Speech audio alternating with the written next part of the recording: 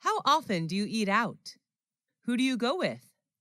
I often eat out on weekends when I hang out with my friends. What restaurant do you usually visit?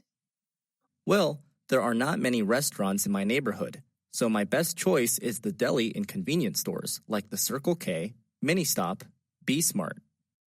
What type of food do you enjoy to eat? Western or Asian? I'm interested in Asian food. Western food is not my thing. How much do you usually pay when you eat out? It's not very expensive, just around $5 for each meal.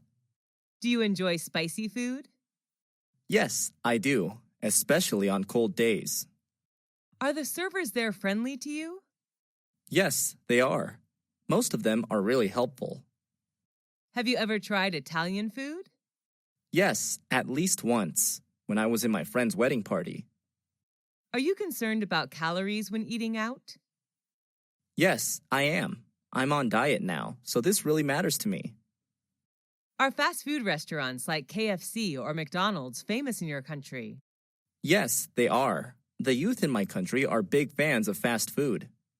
Do you often drink alcohol when eating out? No, not often. Just when I have parties with my friends.